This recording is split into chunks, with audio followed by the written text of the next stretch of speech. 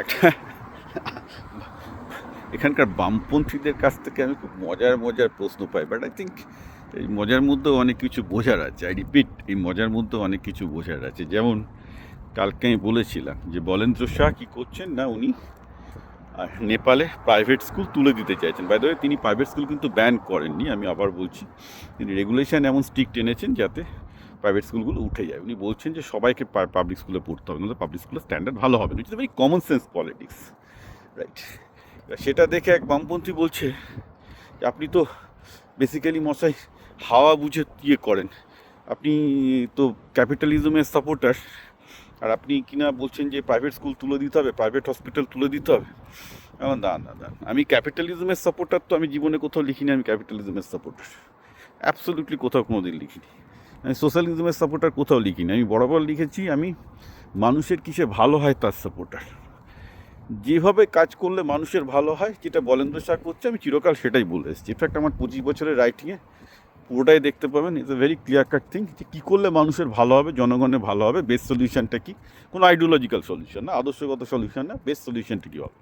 এবং গত 3 বছর ধরে আমি যখন জীবন জীবিকা নিয়ে এই লড়ে যাচ্ছি, বলে যাচ্ছি, বরাবর বলেছি যে সরকারি স্কুল ব্যাক করাতে হবে। সরকারি স্কুল ভালো না হলে পৃথিবীর কোথাও ভালো এডুকেশন দেওয়া সম্ভব না বাচ্চাদের। It's a very well proven fact. Same, মানে ইভেন আমরা যদি হেলথ কেয়ার সেক্টরে দেখি, ইটস সেম থিং, যে হেলথ কেয়ার সেক্টরে খুব বেশি প্রাইভেটাইজড হয়ে গেলে হয় না, ভালো পরিষেবা দেওয়া যায় না, কারণ ডাক্তাররা ইভেনচুয়ালি ডাকাত হয়ে ওঠে। মানে কালকেই একটা, ইভেন আমেরিকাতেও একটা ইন্ডিয়ান ডাক্তার $28 মিলিয়ন ক্ষতিপূরণ দিতে বাধ্য হয়েছে, সেও হয়তো জেলে যাবে, তার মানে এক্সেসিভ বিলিং ধরা পড়েছে আর কি। তো এখানে ঘটনাটা কি হচ্ছে, ঘটনাটা হচ্ছে এই যে মানে বামপন্থীদের মধ্যে এরকম চিন্তা কেন যে কেউ হলে আইদার বামপন্থী হবে, আইদার সমাজতন্ত্রী হবে, বা আইদার ক্যাপিটালিজম হবে, ওইটা তো হতে পারে না কখনো। সোজা কথা হচ্ছে যে এই যে ধারণা যে কাউকে একটা পলিটিক্যাল আইডিওলজির জন্য মানে ইসলামপন্থী হতে হবে, না হিন্দুত্ববাদী হতে হবে, না বামপন্থী কিংবা হতে হবে, এইটাই তো ইটসেলফ একটা আনসাইন্টিফিক চিন্তাধারা।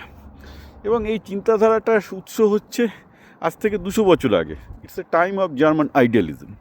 একটা জিনিস খেয়াল রাখতে হবে, marks is a product of German idealism. German idealistic যে মুভমেন্ট, যেখানে হেগেল, মার্কস থেকে শুরু করে, কান্ট থেকে শুরু করে অনেক বড় বড় দার্শনিকরা এসেছিলেন, যাদের তখন একটা ছিল যে রাজনীতি এবং পাওয়ার স্ট্রাকচার বা আমাদের রাজনৈতিক কাঠামো একটা আদর্শের ওপর দাঁড় করাতে হবে। এটা 200 বছরের পুরনো চিন্তা। এই যে হিন্দুত্ববাদীরা প্রচণ্ড লাফালাফি করে যে তারা নাকি ভারতীয়ত্বে ফিরে যাবে, এখন হিন্দুত্ববাদীদের লাফালাফি, তো ভারতীয়ত্বে ফিরতে হবে। এবার যে হিন্দুত্ববাদ বলে যে কনসেপ্টটা, এটাই তো সনাতন ধর্মে নেই, এটাই তো একটা জার্মান আইডিয়ালিজমের ফসল। ইনফ্যাক্ট যদি কেউ একটা ইতিহাস পড়ে দেখতে পাবে যে আরএসএসের প্রতিষ্ঠাতারা মুসোলিনির ইটালিতে গিয়ে ফ্যাসিজমের নকল করে আরএসএস বানাতে চেয়েছিল, অর্থাৎ মুসোলিনির যে পার্টিটা ছিল সেরকম করে করে ওরা আরএসএস বানানো ছিল। এবং এই যে হিন্দুত্ববাদের আইডিওলজি, এটা মোটেও কোনো সনাতন আইডিওলজি নয়, এটা এসছেই হচ্ছে জার্মান মানে ফ্যাসিজম থেকে, এবং ফ্যাসিজমের উৎপত্তি হচ্ছে জার্মান আইডিয়ালিজম থেকে। কমিউনিজম, ফ্যাসিজম সব কিছুই জার্মান আইডিয়ালিজম থেকে এসছে, রাইট? সুতরাং এই যে ধারণা যে হিন্দুত্ববাদী, এটার সাথে হিন্দু ধর্মের কোনো সম্পর্ক নেই। ইসলামপন্থী, তার সাথেও ইসলামের কোনো সম্পর্ক নেই। এগুলো সবই এসছে জার্মান আইডিয়ালিজমের আইডিয়া থেকে, যে একটা আইডিয়ালিজমের উপর বেস করে একটা পলিটিক্স করতে হবে, সুতরাং তুমি সেইভাবে একটা মোল্ড করো। কমিউনিজমটাও তাই, পিওরলি তাই। কেন এই জিনিসগুলো ডেঞ্জারাস? এবং আমি যেটা বলবো, পশ্চিমবাংলায় লোকজনের যে রাজনৈতিক চিন্তাধারা, সেটা এখনও সেই জার্মান আইডিয়ালিজমের এই যে প্রায় 200 বছরের পুরনো একটা জিনিস, যে আদর্শবাদ যে একটা প্রবলেমের সলিউশন হয়।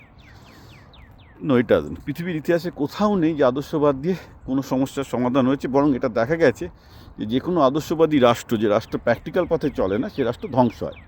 আজকে যে রাষ্ট্রগুলো ভালো করছে, স্ক্যান্ডিনেভিয়া বলুন,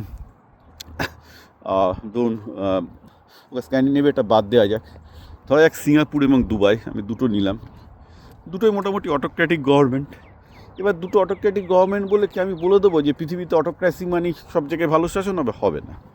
অটোক্র্যাসি হলেই ভালো শাসন হয় না, কারণ অটোক্র্যাসির মধ্যেও কিছুটা ডেমোক্রেসি রাখতে হয়, যেটা দুবাইও আছে, সিঙ্গাপুরেও আছে। Within the autocracy also they have a limited democracy, right? এবং lot of checks and balance আছে, এবং লট অফ স্ট্রাকচার আছে তার উপর আছে। তা না হলে কী হবে? অটোক্র্যাসি হলে কিউবার মতো একটা ভিগিরি দেশে পরিণত হবে, কিংবা নর্থ কোরিয়ার মতো একটা খুব বাজে টাইপের ডিক্টেটরশিপের দিকে চলে যাবে, মানে একটা পুরোপুরি বাজে টাইপের টিম রাজতন্ত্র তৈরি হয়ে যাবে। তো এখানে একটা জিনিস অ্যাবসলিউটলি খেয়াল রাখতে হবে, সেটা হচ্ছে এই যে আইডিয়ালিজম, আদর্শবাদ কোনো সমস্যার সমাধান হতে পারে না। আলটিমেটলি আপনি রাজনীতিতে কতগুলো প্রবলেমের সমস্যার সমাধান করছেন। আজকে পশ্চিমবঙ্গের সামনে অসংখ্য প্রবলেম, ভারতের সামনে অসংখ্য প্রবলেম। সেই সমাধানগুলোর অধিকাংশ সমাধানই কিন্তু বিজ্ঞানের পথে, প্রযুক্তির পথে করা সম্ভব।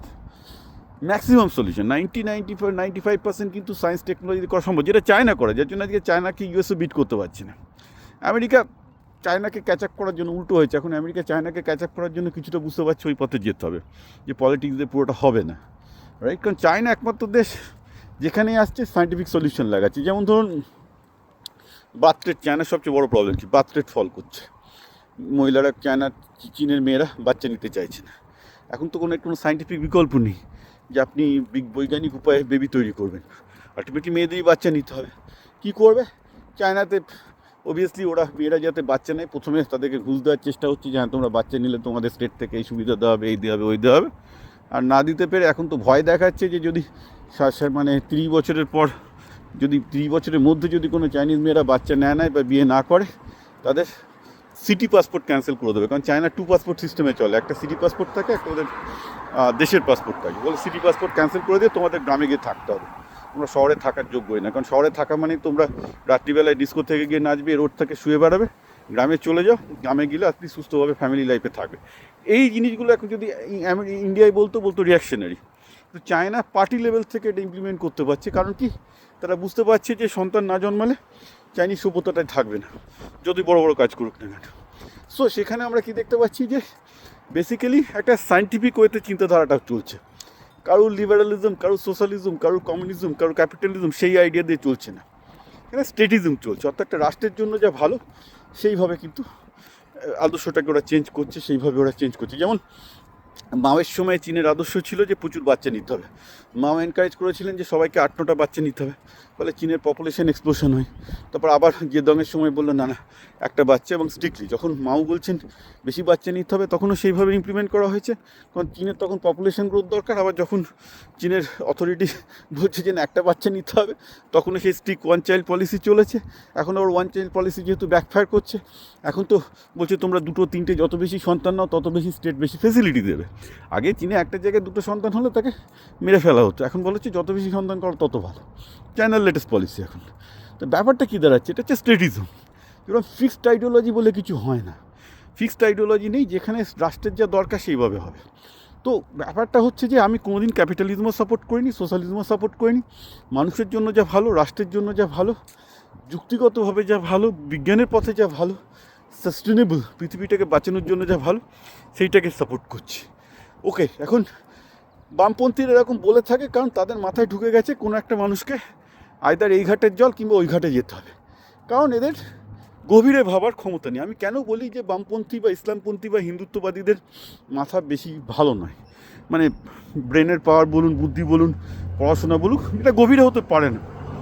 কারণ একটু গভীরে পড়াশোনা করলে আপনি বুঝতে পারবেন যে এই জার্মান আইডিয়ালিজম পৃথিবীতে অনেক বিপদ ঘটিয়েছে।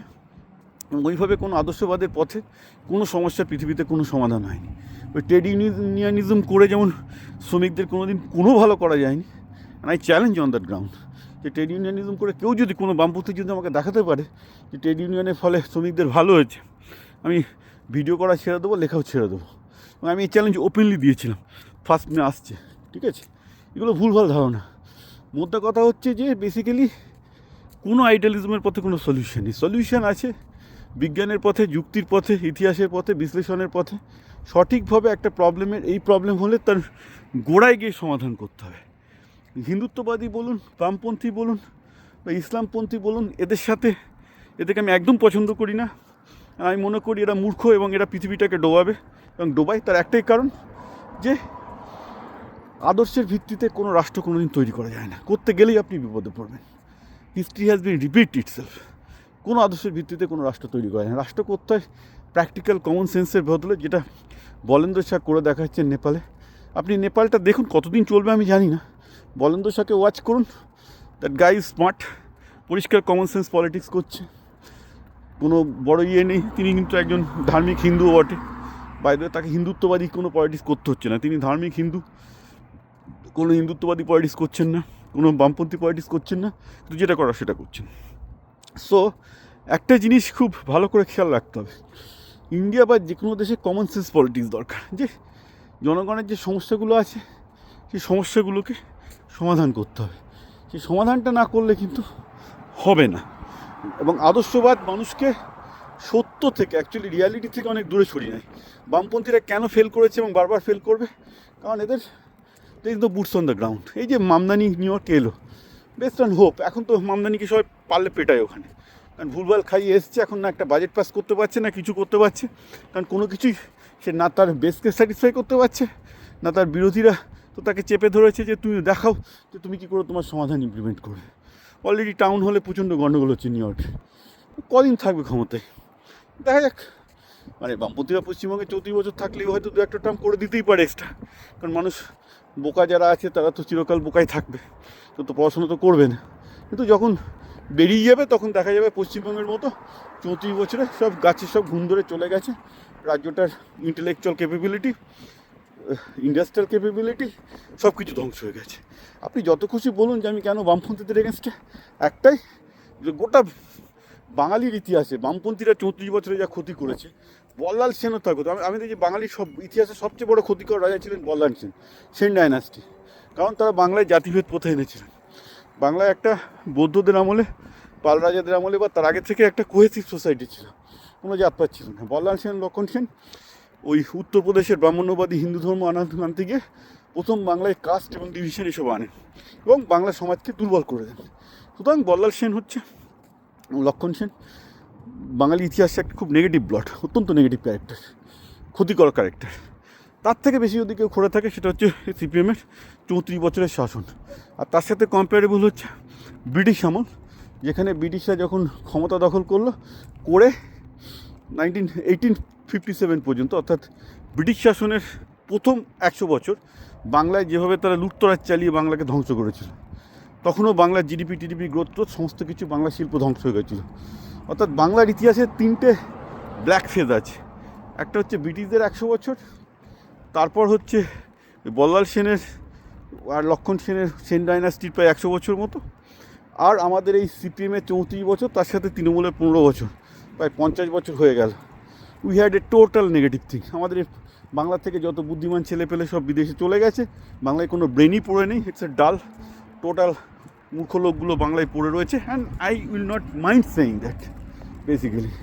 ওকে, বাধ্য হয়েছে এইরকমভাবে বাংলায় ধ্বংসাত্মক 3টে ফেজ। বল্লাল সেনের সময় ব্রিটিশ প্রথম 100 বছর ধ্বংস করেছে, আর বর্তমানে যে ফেজের মধ্যে দিয়ে আমরা যাচ্ছি, যে বেসিক্যালি বামফ্রন্টের 34 বছর, তারপর তৃণমূলের এই 15 বছর, পুরো সিন্ডিকেট আন্দোলন। তাও আমি বলবো তৃণমূলের 15 বছরে মানে পশ্চিমবঙ্গের ছোটো ছোটো শিল্পে তাও কিছুটা অন্তত জল এসছে। বাট ওভারঅল যদি আমি বাংলার 2000 বছরের ইতিহাস দেখি, এই 3টে সময় হয়ে যাবে মোস্ট ব্লটিং টাইম।